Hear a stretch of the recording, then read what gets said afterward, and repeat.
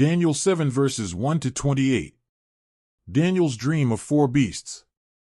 In the first year of Belshazzar king of Babylon, Daniel had a dream, and visions passed through his mind as he was lying in bed. He wrote down the substance of his dream. Daniel said, "In my vision at night I looked, and there before me were the four winds of heaven churning up the great sea. Four great beasts, each different from the others, came up out of the sea. The first was like a lion, and it had the wings of an eagle. I watched until its wings were torn off and it was lifted from the ground so that it stood on 2 feet like a human being, and the mind of a human was given to it. And there before me was a second beast, which looked like a bear. It was raised up on one of its sides, and it had 3 ribs in its mouth between its teeth. It was told, 'Get up and eat your fill of flesh.' After that, I looked, and there before me was another beast, one that looked like a leopard. And on its back it had 4 wings like those of a bird. This beast had 4 heads, and it was given authority to rule. After that, in my vision at night I looked, and there before me was a 4th beast, terrifying and frightening and very powerful. It had large iron teeth, it crushed and devoured its victims and trampled underfoot whatever was left. It was different from all the former beasts, and it had 10 horns. While I was thinking about the horns, there before me was another horn, a little one, which came up among them, and 3 of the first horns were uprooted before it. This horn had eyes like the eyes of a human being and a mouth that spoke boastfully. As I looked, thrones were set in place, and the Ancient of Days took his seat. His clothing was as white as snow. The hair of his head was white like wool. His throne was flaming with fire, and its wheels were all ablaze. A river of fire was flowing, coming out from before him. Thousands upon thousands attended him. 10,000 times 10,000 stood before him. The court was seated, and the books were opened. Then I continued to watch because of the boastful words the horn was speaking. I kept looking until the beast was slain and its body destroyed and thrown into the blazing fire. The other beasts had been stripped of their authority, but were allowed to live for a period of time. In my vision at night I looked, and there before me was one like a son of man, coming with the clouds of heaven. He approached the Ancient of Days and was led into his presence. He was given authority, glory, and sovereign power. All nations and peoples of every language worshipped him. His dominion is an everlasting dominion that will not pass away, and his kingdom is one that will never be destroyed. The interpretation of the dream. I, Daniel, was troubled in spirit, and the visions that passed through my mind disturbed me. I approached one of those standing there and asked him the meaning of all this. So he told me and gave me the interpretation of these things. The 4 great beasts are 4 kings that will rise from the earth. But the holy people of the Most High will receive the kingdom and will possess it forever, yes, forever and ever. Then I wanted to know the meaning of the 4th beast, which was different from all the others and most terrifying, with its iron teeth and bronze claws, the beast that crushed and devoured its victims and trampled underfoot whatever was left. I also wanted to know about the 10 horns on its head and about the other horn that came up, before which 3 of them fell, the horn that looked more imposing than the others and that had eyes and a mouth that spoke boastfully. As I watched, this horn was waging war against the holy people and defeating them, until the Ancient of Days came and pronounced judgment in favor of the holy people of the Most High, and the time came when they possessed the kingdom. He gave me this explanation: the 4th beast is a 4th kingdom that will appear on earth. It will be different from all the other kingdoms and will devour the whole earth, trampling it down and crushing it. The 10 horns are 10 kings who will come from this kingdom. After them another king will arise, different from the earlier ones. He will subdue 3 kings. He will speak against the Most High and oppress his holy people and try to change the set times and the laws. The holy people will be delivered into his hands for a time, times, and half a time. But the court will sit, and his power will be taken away and completely destroyed forever. Then the sovereignty, power, and greatness of all the kingdoms under heaven will be handed over to the holy people of the Most High. His kingdom will be an everlasting kingdom, and all rulers will worship and obey him. This is the end of the matter. I, Daniel, was deeply troubled by my thoughts, and my face turned pale, but I kept the matter to myself. Daniel 8 verses 1 to 27. Daniel's vision of a ram and a goat. In the 3rd year of King Belshazzar's reign, I, Daniel, had a vision, after the one that had already appeared to me. In my vision I saw myself in the citadel of Susa in the province of Elam. In the vision I was beside the Ulai Canal. I looked up, and there before me was a ram with 2 horns, standing beside the canal, and the horns were long. One of the horns was longer than the other but grew up later. I watched the ram as it charged toward the west and the north and the south. No animal could stand against it, and none could rescue from its power. It did as it pleased and became great. As I was thinking about this, suddenly a goat with a prominent horn between its eyes came from the west, crossing the whole earth without touching the ground. It came toward the 2-horned ram I had seen standing beside the canal and charged at it in great rage. I saw it attack the ram furiously, striking the ram and shattering its 2 horns. The ram was powerless to stand against it. The goat knocked it to the ground and trampled on it, and none could rescue the ram from its power. The goat became very great, but at the height of its power the large horn was broken off, and in its place 4 prominent horns grew up toward the 4 winds of heaven. Out of one of them came another horn, which started small but grew in power to the south and to the east and toward the beautiful land. It grew until it reached the host of the heavens, and it threw some of the starry host down to the earth and trampled on them. It set itself up to be as great as the commander of the army of the Lord. It took away the daily sacrifice from the Lord, and his sanctuary was thrown down. Because of rebellion, the Lord's people and the daily sacrifice were given over to it. It prospered in everything it did, and truth was thrown to the ground. Then I heard a Holy One speaking, and another Holy One said to him, "How long will it take for the vision to be fulfilled, the vision concerning the daily sacrifice, the rebellion that causes desolation, the surrender of the sanctuary and the trampling underfoot of the Lord's people?" He said to me, "It will take 2,300 evenings and mornings, then the sanctuary will be reconsecrated." The interpretation of the vision. While I, Daniel, was watching the vision and trying to understand it, there before me stood one who looked like a man. And I heard a man's voice from the Ulai calling, "Gabriel, tell this man the meaning of the vision." As he came near the place where I was standing, I was terrified and fell prostrate. "Son of man," he said to me, "understand that the vision concerns the time of the end." While he was speaking to me, I was in a deep sleep, with my face to the ground. Then he touched me and raised me to my feet. He said, "I am going to tell you what will happen later in the time of wrath, because the vision concerns the appointed time of the end. The 2-horned ram that you saw represents the kings of Media and Persia. The shaggy goat is the king of Greece, and the large horn between its eyes is the first king. The 4 horns that replace the one that was broken off represent 4 kingdoms that will emerge from his nation but will not have the same power.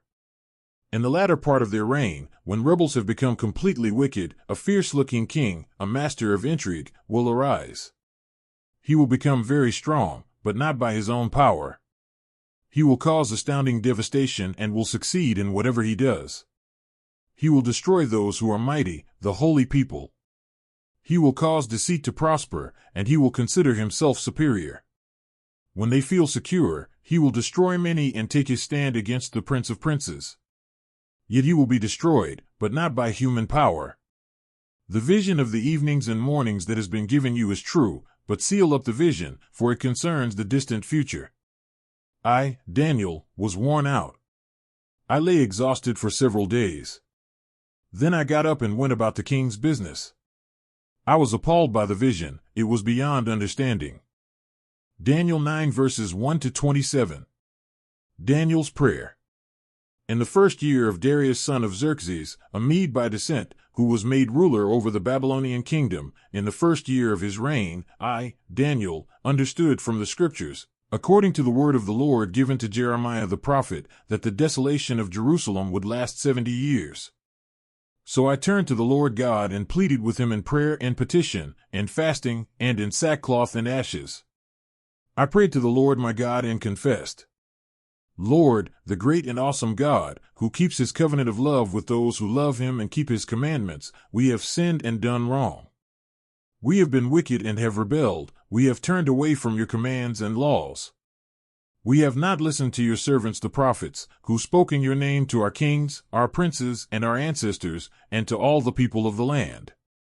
Lord, you are righteous, but this day we are covered with shame, the people of Judah and the inhabitants of Jerusalem and all Israel, both near and far, in all the countries where you have scattered us because of our unfaithfulness to you. We and our kings, our princes, and our ancestors are covered with shame, Lord, because we have sinned against you. The Lord our God is merciful and forgiving. Even though we have rebelled against him, we have not obeyed the Lord our God or kept the laws he gave us through his servants the prophets. All Israel has transgressed your law and turned away, refusing to obey you. Therefore the curses and sworn judgments written in the law of Moses, the servant of God, have been poured out on us, because we have sinned against you. You have fulfilled the words spoken against us and against our rulers by bringing on us great disaster. Under the whole heaven nothing has ever been done like what has been done to Jerusalem. Just as it is written in the law of Moses, all this disaster has come on us, yet we have not sought the favor of the Lord our God by turning from our sins and giving attention to your truth. The Lord did not hesitate to bring the disaster on us, for the Lord our God is righteous in everything he does, yet we have not obeyed him. Now, Lord our God, who brought your people out of Egypt with a mighty hand and who made for yourself a name that endures to this day, we have sinned, we have done wrong. Lord, in keeping with all your righteous acts, turn away your anger and your wrath from Jerusalem, your city, your holy hill. Our sins and the iniquities of our ancestors have made Jerusalem and your people an object of scorn to all those around us. Now, our God, hear the prayers and petitions of your servant.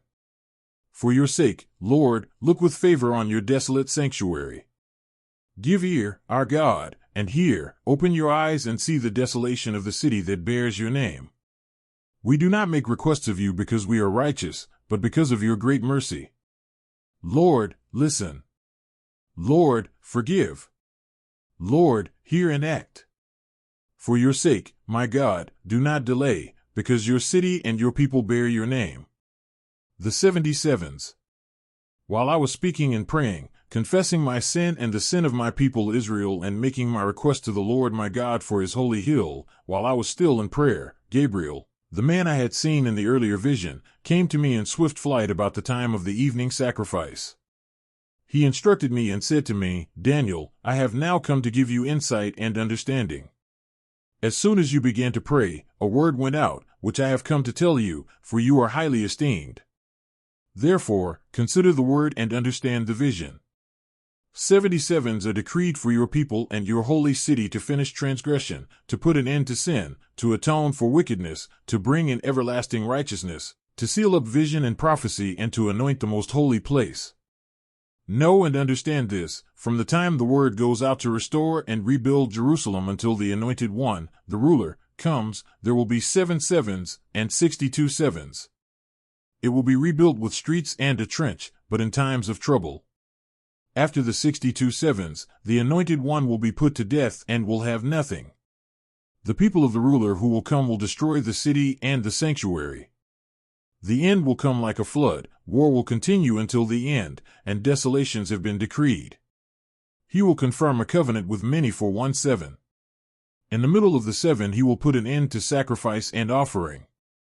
And at the temple he will set up an abomination that causes desolation, until the end that is decreed is poured out on him. Daniel 10 verses 1 to 21. Daniel's vision of a man. In the 3rd year of Cyrus king of Persia, a revelation was given to Daniel, who was called Belteshazzar. Its message was true and it concerned a great war. The understanding of the message came to him in a vision.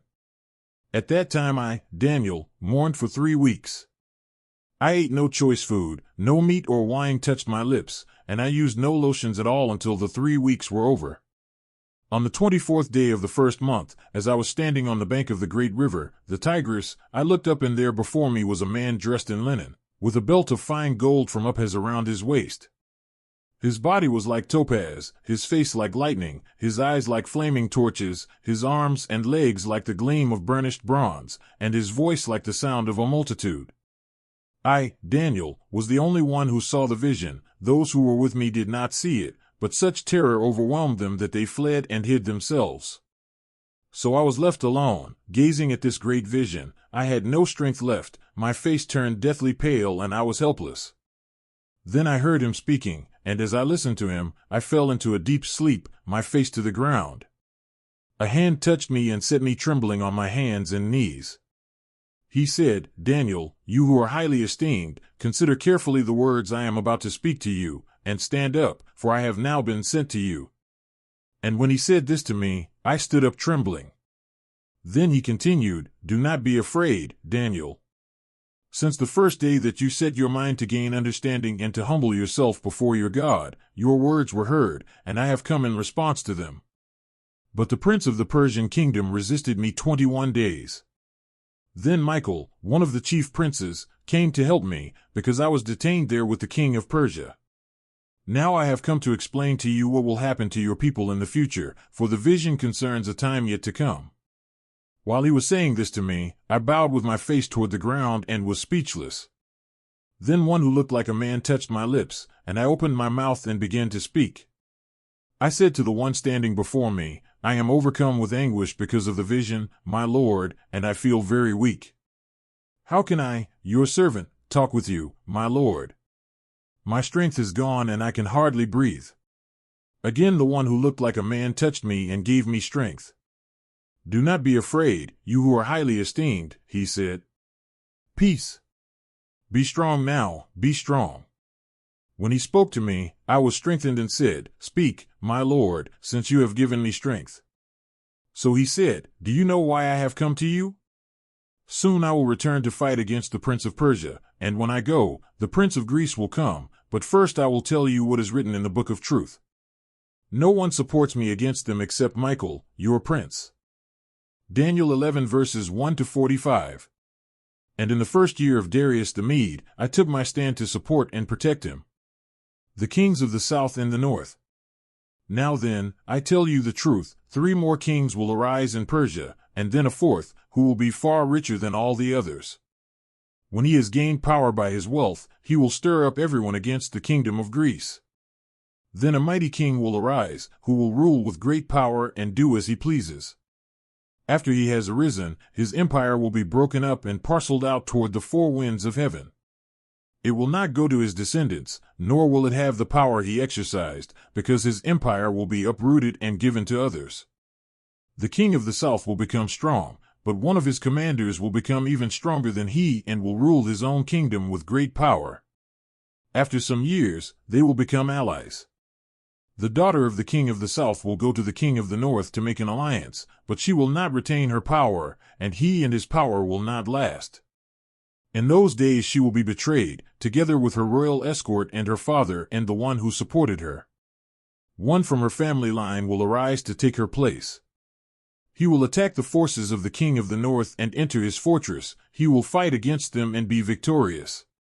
He will also seize their gods, their metal images and their valuable articles of silver and gold and carry them off to Egypt. For some years he will leave the king of the north alone. Then the king of the north will invade the realm of the king of the south, but will retreat to his own country.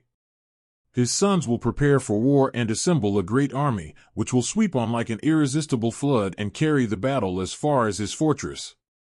Then the king of the south will march out in a rage and fight against the king of the north, who will raise a large army, but it will be defeated.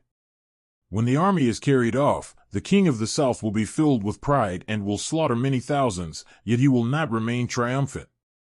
For the king of the north will muster another army, larger than the first, and after several years, he will advance with a huge army fully equipped. In those times many will rise against the king of the south. Those who are violent among your own people will rebel in fulfillment of the vision, but without success. Then the king of the north will come and build up siege ramps and will capture a fortified city. The forces of the south will be powerless to resist, even their best troops will not have the strength to stand. The invader will do as he pleases, no one will be able to stand against him. He will establish himself in the beautiful land and will have the power to destroy it. He will determine to come with the might of his entire kingdom and will make an alliance with the king of the south. And he will give him a daughter in marriage in order to overthrow the kingdom, but his plans will not succeed or help him. Then he will turn his attention to the coastlands and will take many of them, but a commander will put an end to his insolence and will turn his insolence back on him. After this, he will turn back toward the fortresses of his own country but will stumble and fall, to be seen no more. His successor will send out a tax collector to maintain the royal splendor. In a few years, however, he will be destroyed, yet not in anger or in battle. He will be succeeded by a contemptible person who has not been given the honor of royalty. He will invade the kingdom when its people feel secure, and he will seize it through intrigue. Then an overwhelming army will be swept away before him, both it and a prince of the covenant will be destroyed. After coming to an agreement with him, he will act deceitfully, and with only a few people he will rise to power. When the richest provinces feel secure, he will invade them and will achieve what neither his fathers nor his forefathers did.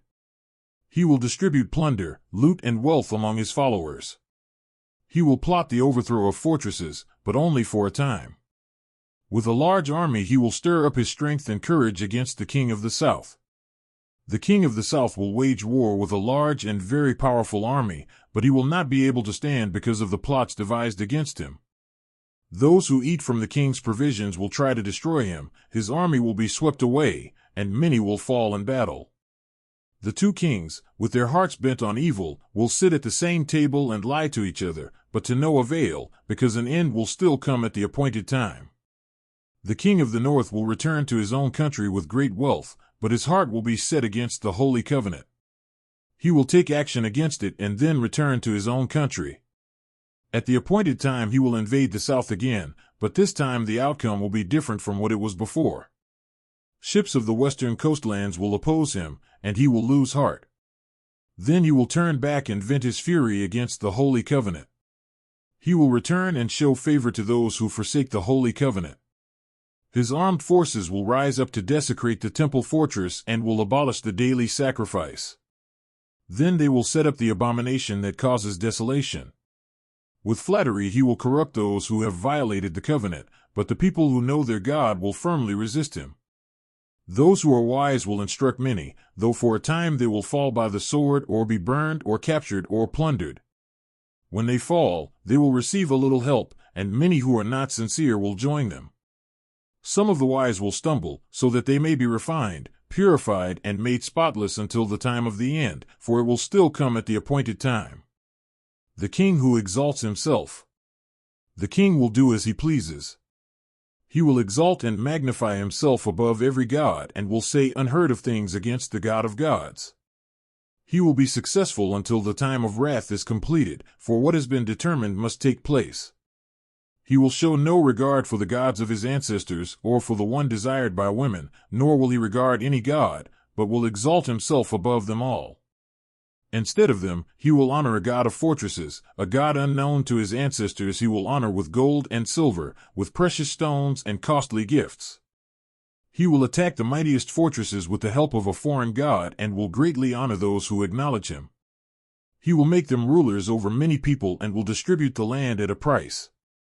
At the time of the end the king of the south will engage him in battle, and the king of the north will storm out against him with chariots and cavalry and a great fleet of ships. He will invade many countries and sweep through them like a flood. He will also invade the beautiful land. Many countries will fall, but Edom, Moab, and the leaders of Ammon will be delivered from his hand. He will extend his power over many countries. Egypt will not escape. He will gain control of the treasures of gold and silver and all the riches of Egypt, with the Libyans and Cushites in submission. But reports from the east and the north will alarm him, and he will set out in a great rage to destroy and annihilate many. He will pitch his royal tents between the seas at the beautiful holy mountain. Yet he will come to his end, and no one will help him. Daniel 12 verses 1-13.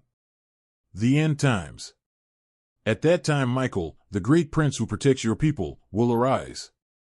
There will be a time of distress such as has not happened from the beginning of nations until then.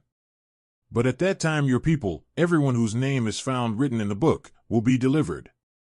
Multitudes who sleep in the dust of the earth will awake, some to everlasting life, others to shame and everlasting contempt. Those who are wise will shine like the brightness of the heavens, and those who lead many to righteousness, like the stars forever and ever. But you, Daniel, roll up and seal the words of the scroll until the time of the end. Many will go here and there to increase knowledge. Then I, Daniel, looked, and there before me stood two others, one on this bank of the river and one on the opposite bank. One of them said to the man clothed in linen, who was above the waters of the river, "How long will it be before these astonishing things are fulfilled?" The man clothed in linen, who was above the waters of the river, lifted his right hand and his left hand toward heaven, and I heard him swear by him who lives forever, saying, "It will be for a time, times and half a time. When the power of the holy people has been finally broken, all these things will be completed." I heard, but I did not understand. So I asked, "My Lord, what will the outcome of all this be?" He replied, "Go your way, Daniel, because the words are rolled up and sealed until the time of the end. Many will be purified, made spotless and refined, but the wicked will continue to be wicked. None of the wicked will understand, but those who are wise will understand. From the time that the daily sacrifice is abolished and the abomination that causes desolation is set up, there will be 1,290 days. Blessed is the one who waits for and reaches the end of the 1,335 days. As for you, go your way till the end. You will rest, and then at the end of the days you will rise to receive your allotted inheritance.